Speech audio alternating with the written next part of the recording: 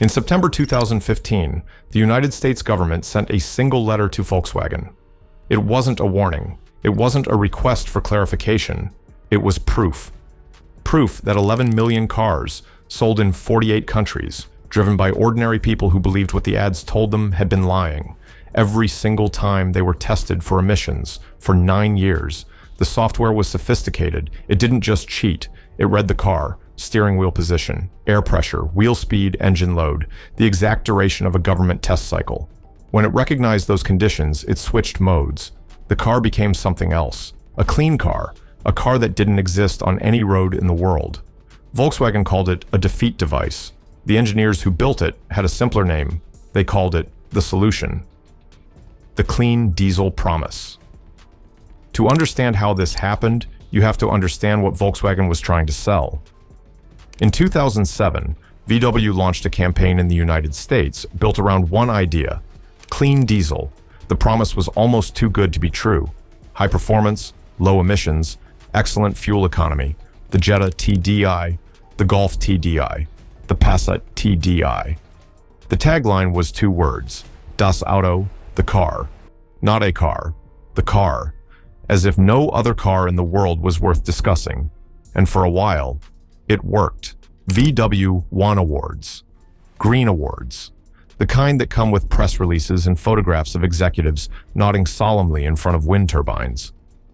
In 2014, Martin Winterkorn accepted an environmental award from the Green Car Journal. He posed for photographs. He gave a speech about Volkswagen's commitment to sustainability. He did not mention the defeat device. That same year, 2014, Volkswagen became the best-selling automaker in the world. The same year, their own auditors were putting catastrophic warnings in writing. The decision: $1,500 or fraud. Here is what was actually happening. In the early 2000s, Volkswagen committed to conquering the American diesel market. The problem: American emission standards were significantly stricter than Europe's. In 2005, VW's engineers ran the numbers. To meet US standards legitimately, every diesel vehicle would need a component called a selective catalytic reduction system. The cost: $1,500 per car. At the volume VW was planning, hundreds of thousands of vehicles, that number became a billion-dollar decision.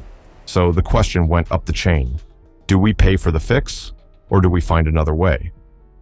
According to internal documents, the answer that came back from VW leadership was 3 words: find another way. They found one. A team of engineers developed software that could recognize the exact parameters of an emissions test. When it detected those conditions, it activated clean performance mode, only during the test. On the road, up to 40 times the legal limit of nitrogen oxides. In the lab, clean, compliant, certifiable. This wasn't a malfunction. This wasn't an oversight. This was a feature.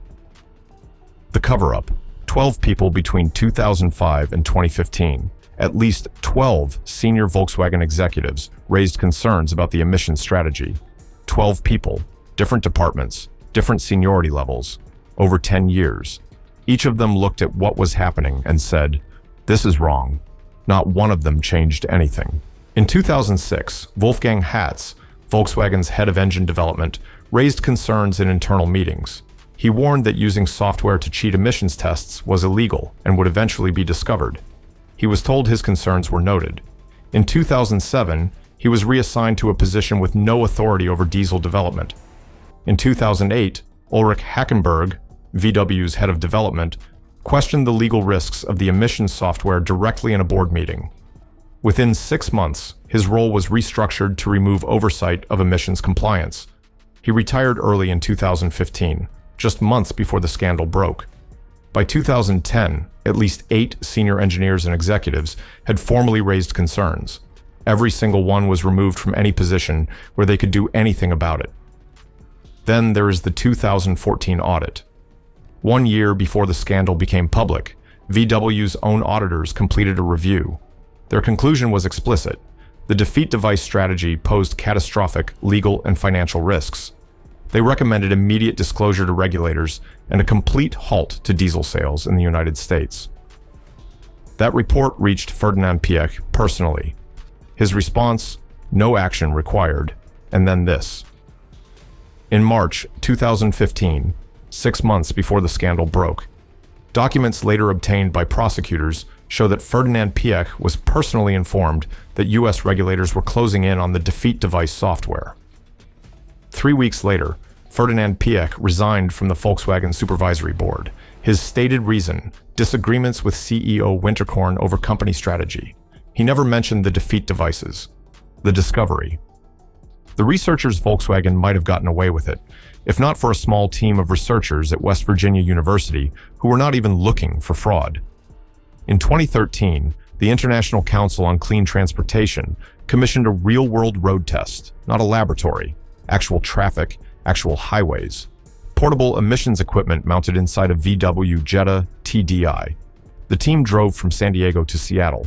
On the road, the Jetta was emitting nitrogen oxides at up to 35 times the legal limit. In the laboratory, the same car passed every test. They ran it again. Different route, same result. They didn't immediately suspect software.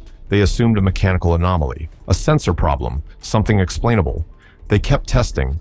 The car kept passing in the lab. The car kept failing on the road. In May 2014, the ICCT published their findings. Volkswagen responded that the discrepancy was caused by technical issues and different driving conditions. The EPA accepted that explanation for 16 months. Then, in the summer of 2015, EPA investigators sat down with VW engineers and asked one direct question: is there software in these vehicles designed to detect emissions tests? Volkswagen said no. The EPA's response: prove it, or we will not certify a single new VW diesel for sale in the United States. On September 18, 2015, Volkswagen admitted everything. The collapse. What happened next happened fast. Within 48 hours, VW's stock dropped 33%, $25 billion in market value gone. 3 days later, Martin Winterkorn stood before cameras and read a prepared statement. I am not aware of any wrongdoing on my part. Internal emails obtained by investigators later showed Winterkorn had been briefed on the emissions discrepancies in 2014. The same year, he accepted the environmental award. He wasn't unaware. He was careful with his words. Winterkorn resigned the following day. The consequences. Here is what Volkswagen paid. Criminal fine, $2.8 billion. The largest criminal penalty ever imposed on an automaker in American history. Vehicle buyback, over $7 billion. Nearly 500,000 vehicles repurchased at full retail value. Total global cost, over $30 billion. Here is who went to prison. Oliver Schmidt, VW's emissions compliance manager for the United States. Not a board member, not an engineer who designed the software. The man whose job was to communicate with regulators. 7 years in federal prison. 7 other VW managers were indicted in the United States. All 7 remained in Germany. Germany does not extradite its own citizens to face foreign criminal charges. None of them have served a single day in an American prison. Martin Winterkorn, indicted in 2018. Trial in Germany began 2021. There is no verdict. Now here is the detail that should stay with you. Volkswagen's Dieselgate became international news in September 2015. Every automaker on Earth knew exactly what defeat devices were, how they worked, and why they were illegal. Fiat Chrysler continued their own defeat device program until 2016. 104,000 vehicles, Jeep Grand Cherokees, Ram pickup trucks, nitrogen oxides at up to 20 times the legal limit. $800 million settlement in 2019. No prison time for a single executive. It's a business model that Volkswagen pioneered and Fiat Chrysler perfected. Consequence question plus outro. Ferdinand Piëch built Volkswagen into the most powerful automotive company on Earth. When engineers told him compliance would cost $1,500 per car, he said find another way. When 12 executives raised concerns over 10 years, they were removed.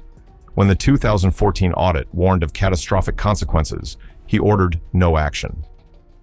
When U.S. regulators began closing in, he resigned quietly, said nothing, and gave a different reason. Ferdinand Piëch was never charged, never indicted, never spent a single hour in a courtroom. In August 2019, he died in a hotel in Salzburg on a weekend trip with his wife. He was 82 years old. The only Volkswagen employee in an American prison was a compliance manager named Oliver Schmidt, 7 years. The man who designed the system free. The man who silenced 12 people who tried to stop it free. The man who read the 2014 audit and ordered no action free. The man who learned in March 2015 that regulators were closing in and resigned 3 weeks later without saying a word free. They knew. They hid it. Here is the proof. If this investigation made you think, subscribe to Auto Underworld. Every week, we go after the stories the industry doesn't want told. The next one is already in production. You don't want to miss it.